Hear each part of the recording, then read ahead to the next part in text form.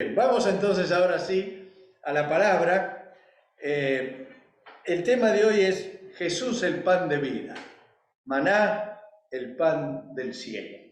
Eso es lo que quería transmitirles. El libro de Deuteronomio es un resumen de todo lo que han vivido los israelitas en el desierto y de la ley que hizo Moisés. Como él no podía entrar a la tierra prometida, un poquito antes de que el Señor se lo lleve, quiso rememorar a todo el pueblo de Israel lo que Dios le había pedido. ¿Y por qué lo hizo específicamente? Porque todos los que habían salido de Egipto estaban viendo los rabanitos de abajo. Todos habían muerto por su infidelidad a Dios. Y todos los que estaban para entrar a la tierra prometida eran la nueva generación, la que no había casi vivido toda la experiencia de Egipto o del desierto. Y Moisés quiso refrescar lo que habían vivido y lo que Dios esperaba de todos ellos. Por eso algunos llaman al libro de Deuteronomio segunda ley, no porque haya una segunda ley, sino porque fue expresada de una forma concreta, resumida, a todo el pueblo de Israel que estaba por entrar a la tierra prometida. Era una generación que no había estado en Egipto, se había criado en el desierto y estaban por entrar a un nuevo desafío de vida.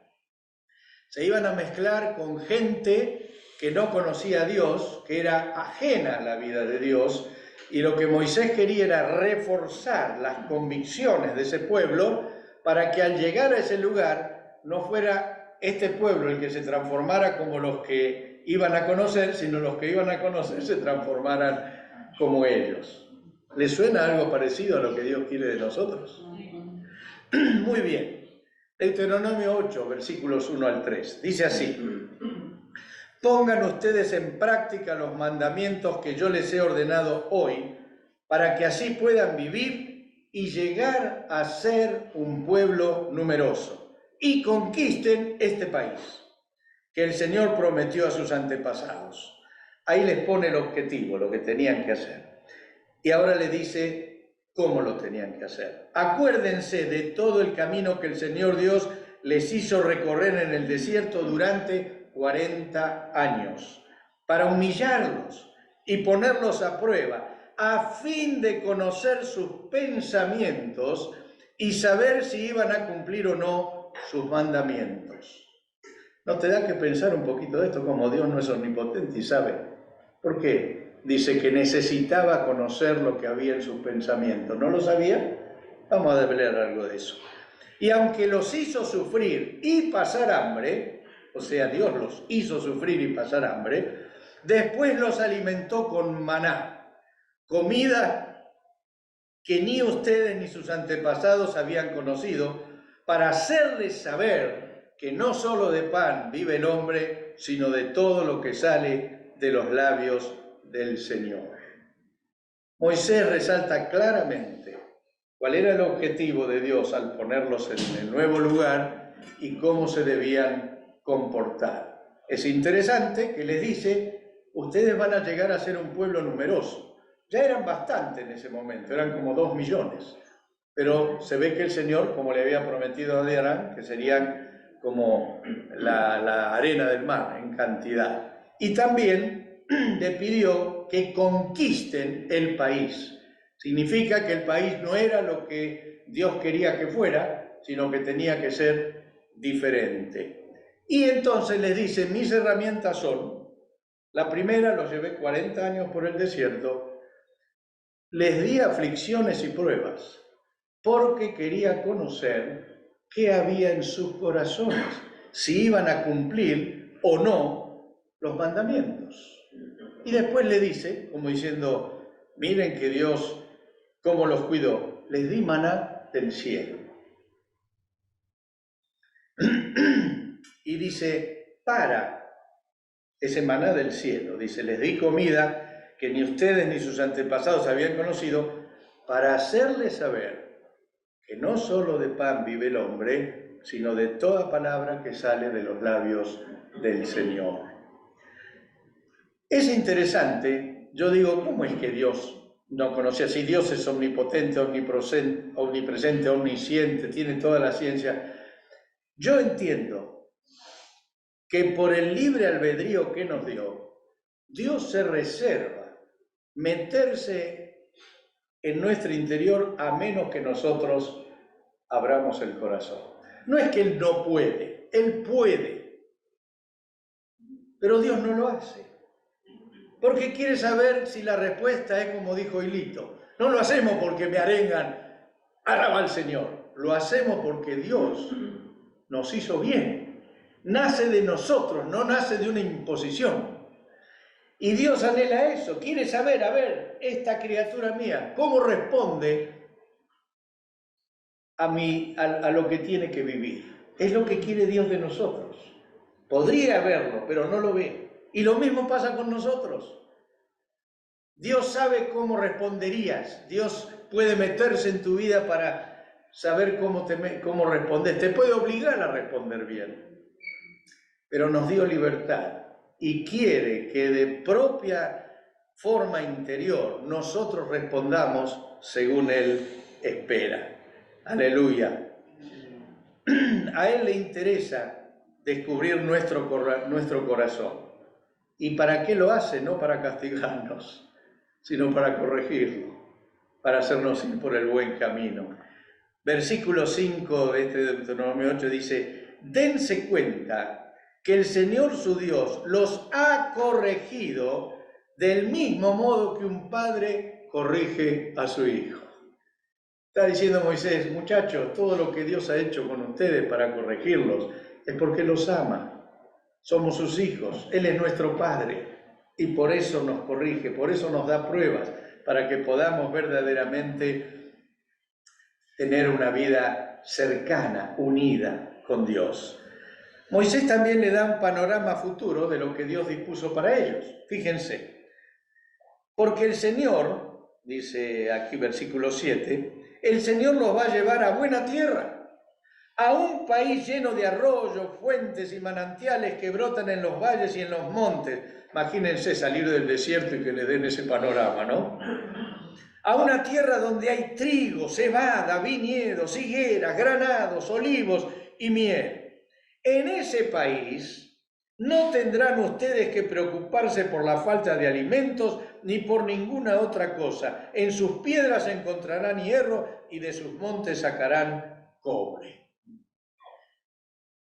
Haciendo una extrapolación, ¿dónde nos metió Dios a todos nosotros? ¿Qué les parece?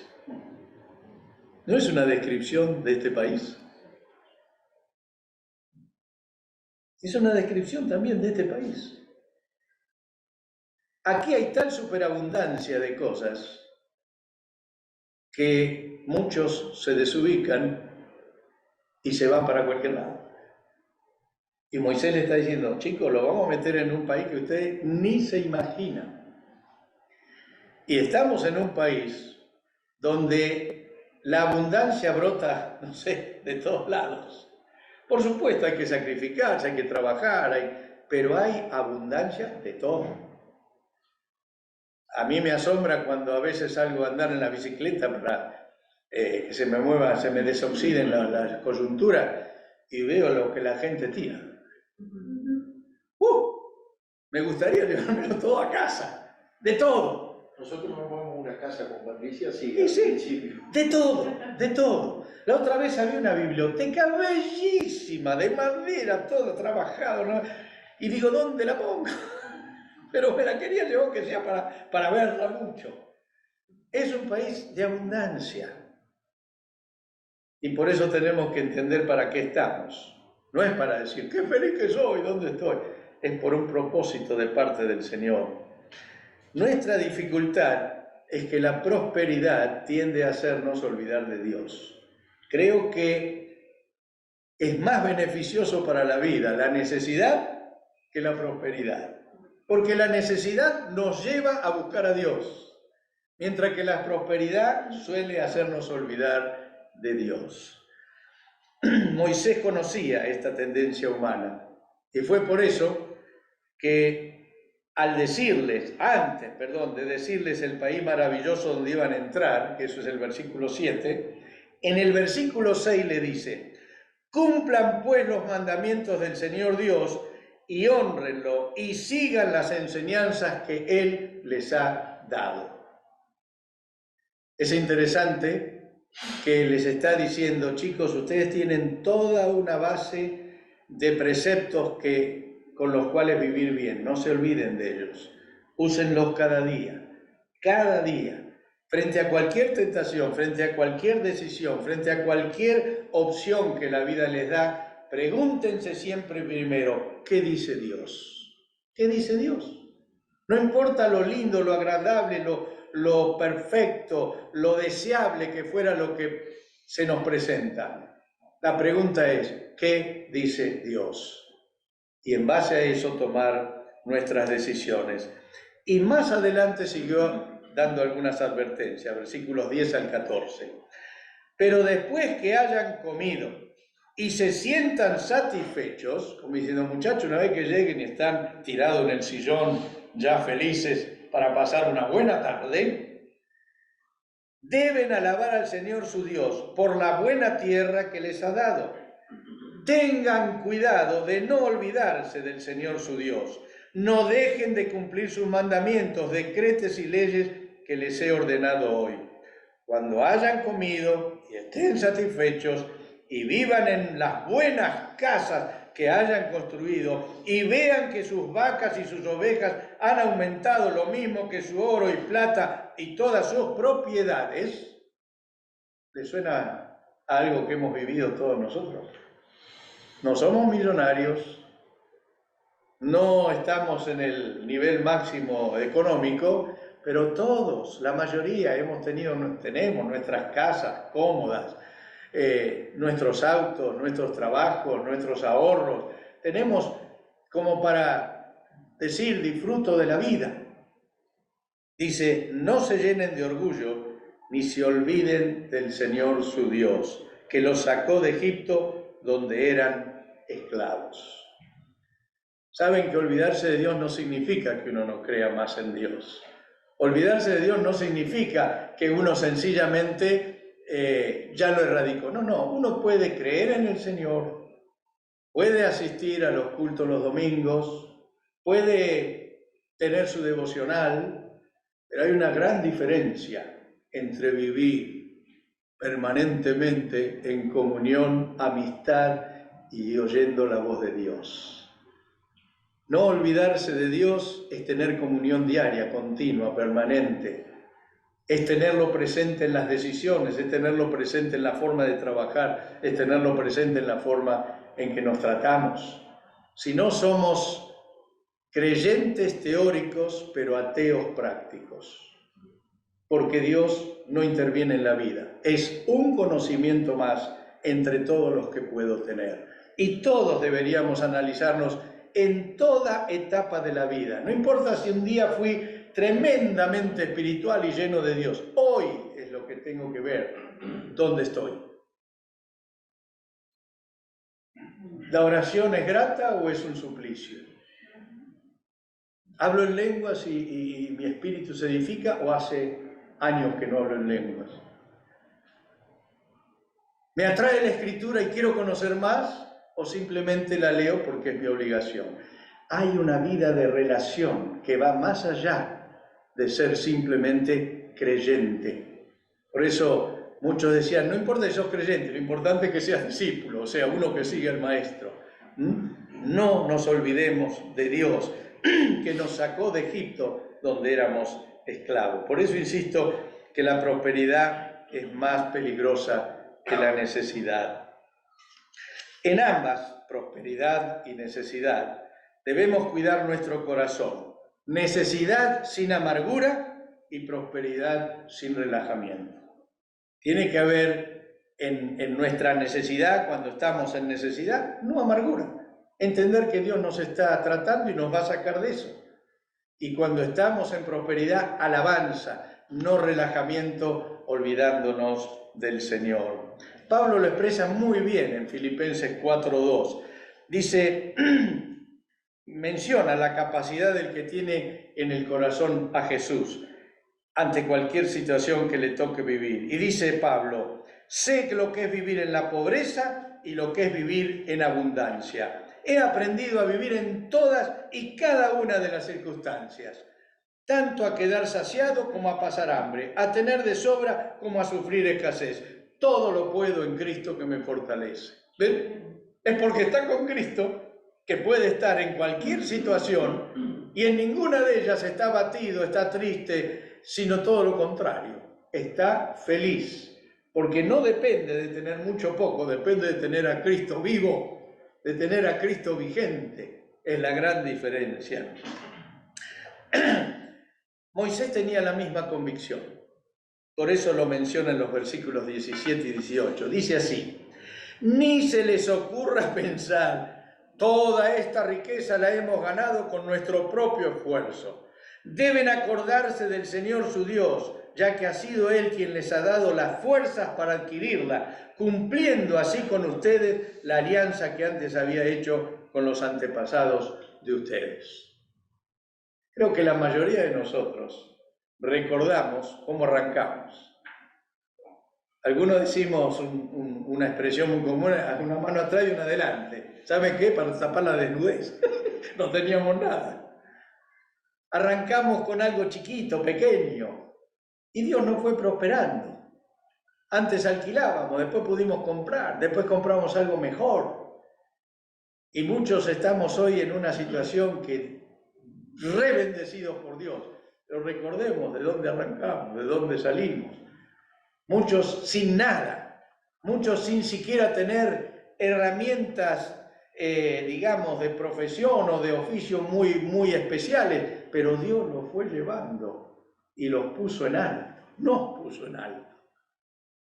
Por eso Moisés lo expresaba realmente de este modo.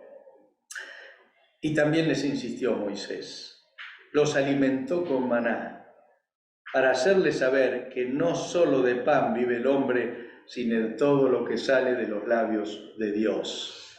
Me gusta cuando Jesús fue llevado al desierto, 40 días de ayuno, y el diablo dice, di a estas piedras que se conviertan en pan. ¿Tenía derecho o no a hacerlo Jesús? Claro que tenía derecho. ¿Tenía poder para hacerlo? Claro que tenía poder para hacerlo. ¿Tenía necesidad? También tenía necesidad. Pero siempre otra vez digo lo mismo. ¿Qué dice Dios? ¿Y qué le contestó Jesús? Escrito está, no solo de pan vive el hombre, sino de toda palabra de Dios. ¿Y saben qué? Si Jesús hubiera convertido las piedras en pan, hubiera sido una ofensa para toda la gente pobre. ¿Por qué? Porque ningún pobre puede transformar las piedras en pan. Ninguno puede resolver milagrosamente su situación.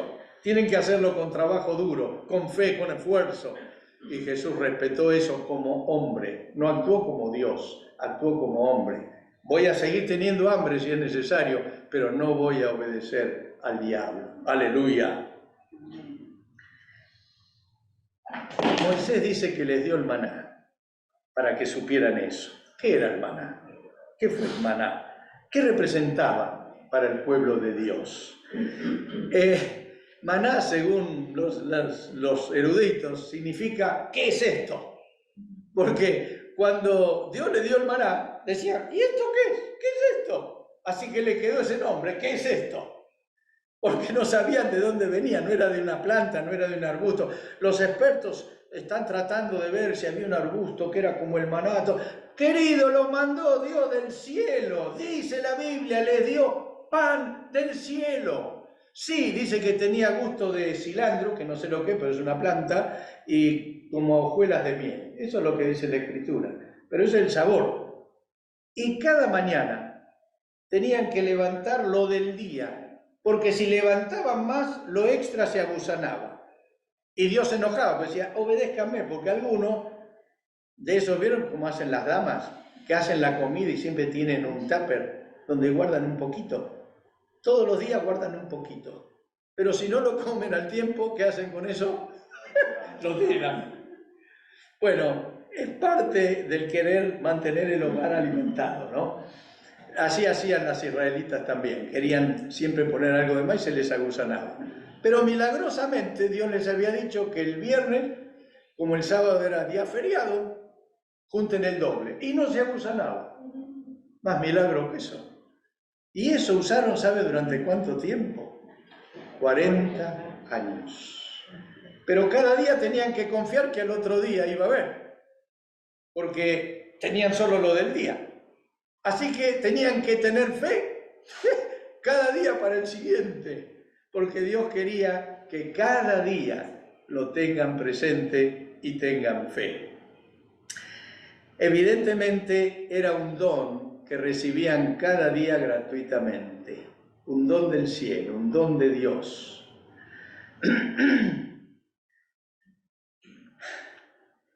También necesitamos comprender que ese maná hoy es Jesús. Él dijo que Él era el pan del cielo, era el maná que descendió del cielo. ¿Y para qué? Para que sepamos que Él es nuestro Señor, nuestro Kyrios, como decimos, el que está por encima de todo, el que tiene todo poder, todo control, pero que actúa como un ser humano. No nos hace caminar por la vida y de golpe, ¡pum!, nos regalan una casa. No, nos hace trabajar, arriesgarnos, sacar un crédito, pagarlo cuando casi ni podemos, para que finalmente nos demos cuenta que nos respalda todo el tiempo y que nos forma para ser como Él. ¡Aleluya! Así como los israelitas dependían del maná físico para sobrevivir, los creyentes también necesitamos el maná diario que es Jesús. Cuando Jesús enseñó a orar, ¿se acuerdan lo que dijo? El pan nuestro de cada día, dánoslo hoy. Otra versión dice, Dios, danos cada día el pan que necesitamos. Y saben, se refiere a los dos, a la necesidad de sustento diario, a la necesidad de tener trabajo, y también al pan diario de que la palabra de Dios cada día sea renovada y nueva en nosotros. Hoy tenemos tantos elementos que reemplazan la necesidad de la palabra fresca de Jesús. Hay manuales. ¿Cuántos tipos de Biblia hay? Una vez me pidió que le haga un inventario. Yo me asombré. Había Biblia del viajero, de la mujer, del deportista, del ama de casa, hay para cada tipo de opción del mundo hay una Biblia. Por supuesto, el texto es el mismo, pero tiene del joven, del no joven, teológica, de la justicia, de todo. Usted prende la televisión y hay de todo tipo de predicadores. Algunos dicen, basta, no me manden más, porque ya no puedo leer todos los devocionales que me mandan. Y saben, muchas veces eso puede ser un reemplazo de nuestra relación con Dios. Creo en los devocionales, los mandamos todos los días, bendicen, hacen bien, pero queridos, por encima de toda la información maravillosa que tenemos, necesitamos la comunión propia, independientemente de todo eso, con el Señor. Esa palabra fresca me encantó cuando dijo Yerma, toda esta semana sentí como eso de que Dios es bueno. ¿Y quién no sabe que Dios es bueno? Pero hay una revelación que le vino ahí y una canción que escuchó hasta el cansancio, necesitó cantarla. Eso es cuando Cristo nos habla cada día. Y necesitamos ese maná, ese pan diario que es Jesús. ¿Qué pan necesitamos cada día? Miren lo que dice Jesús, Juan 6, 31 al 35. Nuestros antepasados comieron el maná en el desierto, como dice la Escritura, les dio a comer pan del cielo. Le están reclamando a Jesús, como diciendo, querido, a nosotros Moisés nos dio el pan todos los días, ¿vos qué tenés? Y Jesús les contesta, les aseguro que no fue Moisés quien les dio a ustedes el pan del cielo, sino que mi Padre es quien les da el verdadero pan del cielo. Porque el pan que Dios da es el que ha bajado del cielo y da vida al mundo. Ellos le pidieron, Señor, danos siempre este pan. Y Jesús le dijo, yo soy el pan que da vida. El que viene a mí nunca tendrá hambre, y el que cree en mí nunca tendrá sed. ¿Ven? Toda la información que tenemos es buena y es válida y no hay que descartarla. Pero tiene que haber primero una relación personal con Dios vivo, con el Jesús vivo que habla, siente, escucha, contesta. Y eso tiene que ser algo que tenemos que buscar con toda intencionalidad para vivir una vida realmente llenos del Espíritu Santo. Así como el maná sustentó a los israelitas cada día de su travesía en el desierto, Jesús, nuestro pan del cielo, nos sustenta en nuestro diario andar por la vida. En otro texto dice que era pan de ángeles. Yo no sé si los ángeles comen de ese maná. O si los ángeles cuando llegaron a Jesús, ¿se acuerdan? Después de los 40 días de ayuno, dice que lo alimentaron. No sé si le habrán dado maná, que era el alimento que ellos tenían. Pero independientemente, eso no importa. Lo importante es que Jesús es el maná que Dios nos da cada día para mantener una relación con Él profunda. Otro milagro era que el día de reposo tenían doble porción. A veces no tenemos un día que podemos orar, a veces tenemos alguna situación que nos impide, pero saben, Dios igual se mantiene a nuestro lado. Tenemos que tener esa plena confianza. Tenemos que confiar que Dios proveerá para todas nuestras necesidades y tenemos que confiar que Él siempre va a ser fiel a sus promesas. Todos los días están recibiendo una promesa, ¿verdad? Me encanta porque me meten un montón de corazoncitos. Más que en los devocionales. Los devocionales mando y ponen 2 o 3 corazoncitos. Un día uno, un día otro. Pero las promesas, traen un montón de... Esas la ven todo enseguida y se ve que les hacen bien. Porque Dios es fiel y las cumple. Son promesas y las promesas de Dios son verdad. No pueden no cumplirse, así que podemos reclamarlas, proclamarlas, porque son verdad de Dios. Dijo Jesús, Juan 6:51, yo soy ese pan vivo que ha bajado del cielo. El que come de este pan vivirá para siempre. Promesa de Dios también. Y tenemos que ejercitar nuestra relación personal con Jesús. Moisés, con esto ya voy al final, advirtió al pueblo las consecuencias de no obedecer a Dios. Deuteronomio 8, 19 y 20. Y les dijo, si ustedes olvidan al Señor su Dios y se van tras otros dioses y les rinden culto, solamente menciono que otros dioses no es otra religión. Otros dioses es el cuerpo magnífico que tiene que salir por todos lados como especial, el dinero, el progreso por encima de todos, el llenarse la vida de cosas permitidas y decentes, pero que dejan en segundo plano a Dios. Eso es ir detrás de dioses ajenos. Dice, si ustedes se hacen, yo les aseguro ahora que ustedes serán destruidos por completo. De la misma manera que el Señor destruirá a las naciones que ustedes se encuentren a su paso. Así también ustedes serán destruidos por haber desobedecido al Señor su Dios. Palabra fuerte, pero Moisés tenía que advertir al pueblo porque lo amaba. Y también Jesús lo hizo de un modo similar. En Juan 6:27 dice, no trabajen por la comida que se acaba, sino por la comida que permanece y que les da vida eterna. Esta es la comida que les dará el Hijo del Hombre. El Señor no pide que dejemos trabajo, que dejemos casa, que dejemos placeres legítimos, diversión. No pide que dejemos nada de eso. Lo que dice es, encuádrense con Dios como prioridad y todo lo demás como añadidura. No tengan el yo de su vida en el centro y a todo lo demás, incluido Jesús, alrededor. Tengan a Dios en el centro y todo lo demás alrededor. Reflexión final. Dios tiene con nosotros el mismo propósito que tuvo con los israelitas.